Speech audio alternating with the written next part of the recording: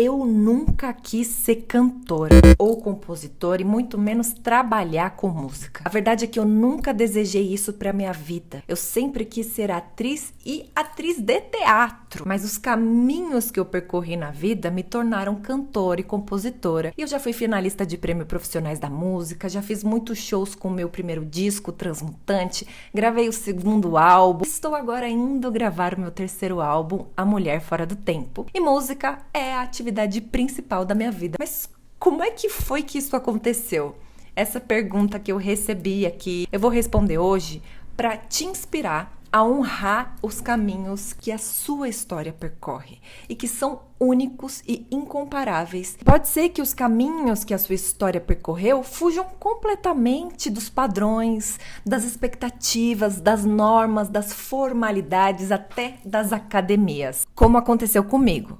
Para me tornar cantora e compositora, eu não fiz faculdade de música, eu não sei ler partitura com tamanha destreza. Me desvalorizava mesmo, me inferiorizava, me autossabotava, porque a minha história era diferente do padrão, do que estava sendo esperado. Como eu falei para vocês, eu me formei, me preparei para ser atriz. E quando eu tinha lá meus 12 anos, eu descobri isso e tem um outro vídeo aqui no meu canal que conta melhor como eu descobri isso. E, nossa, Tchela, mas atriz e cantora ocupam o palco. Sim, mas estudam coisas completamente diferentes. As escolas de música, escolas de palco são completamente diferentes. Como na minha família não tem profissionais de arte, eu fui perguntar para os meus professores. E uma das minhas primeiras professoras me disse que se eu quisesse de fato ser uma atriz profissional, ganhasse dinheiro com isso, para eu esquecer. Não, brincadeira. Ela disse para eu me nutrir de todas as artes possíveis. Então, para eu fazer circo, para eu fazer dança, para eu fazer música, para eu me envolver com artes plásticas, para eu conhecer a história da arte. Quanto mais completa eu fosse, eu seria melhor atriz e eu teria mais oportunidades de trabalho no mercado artístico. E assim eu fiz. Eu passei a minha adolescência fazendo vários cursos extras em oficinas gratuitas, porque a minha família também é pobre, tá, gente? E estudando dança, música, circo, escola de samba, tudo que eu pudesse eu fazia porque eu queria ser boa atriz. Lembro também que no ginásio eu fiz um teste daqueles testes que a gente faz para tentar saber qual que é a faculdade que a gente vai fazer, vocacional. E deu lá música. E eu fiquei triste, fiquei chateada. Falei, que música? Eu quero saber de música na minha vida. Eu quero ser atriz. Com 17 anos eu entrei na faculdade de artes cênicas e também comecei a trabalhar profissionalmente. No meu primeiro espetáculo, eu já cantava e tocava violão em cena. Eu lembro que eu ouvia das pessoas. Ai, nossa, sua voz é linda. Nossa, você toca violão. Nossa, você quer seguir carreira de cantora? Eu falava, quero nada, gente. Eu quero ser atriz. Saí da faculdade e batata, gente. A maioria dos trabalhos que eu peguei, eu tinha que tocar outros instrumentos. Aquilo era desafiador, divertido pra mim, e eu pensava, pô, eu vou conseguir entrar no espetáculo porque eu toco, porque eu canto, então eu toco. Eu aprendi a tocar pandeiro, alfaia, triângulo, escaleta, caixa, e comecei a estudar sanfona também dentro do teatro. Eu trabalhei bastante, fiz cinema, fiz publicidade, até que quando eu completei 23 anos, eu tive uma depressão profunda.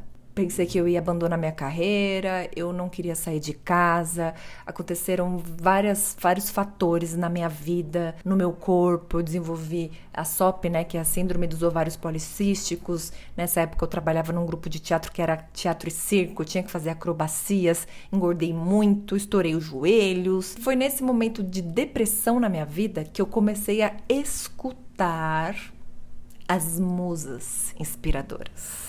Foi um momento que eu fiquei muito sozinha, em silêncio, que eu sou uma pessoa mais silenciosa e eu não sei se é loucura, se é piração, mas os meus pensamentos, eles vinham em formato de música e eu ia gravando no celular. Eu já tinha visto aquilo porque eu tinha amigas que compunham também, né? Então a importância das identificações, das validações, né? Pra você não achar que você é uma doida, pirada, surtada. Em um ano eu fiz umas 60 músicas. Eu falei, gente, o que eu vou fazer com isso daqui? Como artista, sempre acreditei que a arte só funciona quando ela entra em contato com o público. Mas eu tava com depressão, não queria saber de ninguém. Foi aí que eu comecei meu canal no YouTube. Eu gravei lá as minhas canções autorais, postei lá e pensei, Vamos ver qual que vai ser a resposta do público. As respostas foram surpreendentes, porque eu esperava que as pessoas fossem olhar para mim como compositora, eu ia falar sobre as composições, que eram legais, as palavras, eu sempre gostei de escrever. E aí foi que as pessoas começaram a falar da minha voz. Nossa, que voz, nossa, mas você também dá uma desafinadinha aqui, outra ali. Eu percebi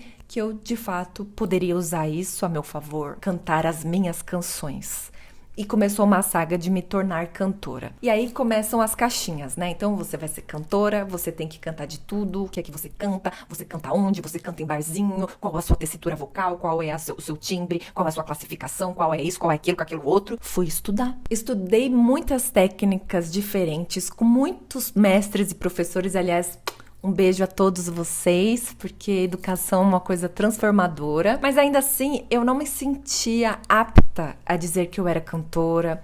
Eu me sabotei muito, porque quando eu comecei a entrar no mercado profissional dos músicos e dos cantores, eu percebi que eu não tinha a linguagem musical à mão. Eu comecei a gravar minhas primeiras músicas, eu entrava no estúdio junto com o músico e eu ia falando para ele de um jeito dramático, de um jeito teatral, no que eu queria que ele expressasse, mas assim foi dando certo. É assim que eu gravei meu primeiro disco, gravei o segundo, e daí eu fiz a minha pós-graduação em canção popular, criação, performance e produção musical. Foi ali também que eu me validei muito como compositora, porque eu sempre gostei de escrever.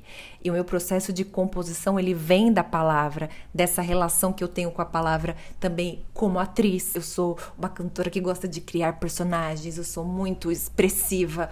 Hoje eu sou chamada para fazer trabalhos como cantora, quando precisam de uma cantora muito expressiva, que tenha muita presença de palco, que tenha domínio de público. Então, tudo isso, né, que forma a minha identidade hoje, eu devo ao caminho que eu percorri como atriz, a ter trabalhado com teatro, com cinema, com audiovisual, com poesia em cena, né? Isso me ajudou muito a entender melhor as letras das músicas, a trazer para o mundo físico aquelas emoções e expressões que muitas vezes um cantor e um músico não enxergam, porque eles não têm esse olhar sobre contraste, sobre luz. No meu último show mesmo, eu proibi o técnico de colocar luz verde. Por quê? Porque meu figurino é vermelho e um tom de vermelho mais fechado. E quando a gente vai pro palco e joga uma luz verde em cima dele, vira marrom. Tudo que eu não queria é que meu figurino perdesse a sua identidade visual, porque ela transmite várias informações. E existem momentos de insegurança que eu acho que tá faltando coisas para eu ser considerada uma cantora, tá faltando técnica para eu ser considerada uma grande compositora, tá faltando, porque se eu olhar para os exemplos que existem aí, tá faltando muita coisa. Mas quando você vira essa chavinha e olha para o que você tem que é único, eu olho para o quanto o teatro, o cinema e o circo me transformaram nessa artista que olha para o visual, que olha para a comunicação, que entende de luz, de cores, que consegue olhar para uma letra de uma música e entender rapidamente qual é a história e como é que a gente gera uma identificação com o público.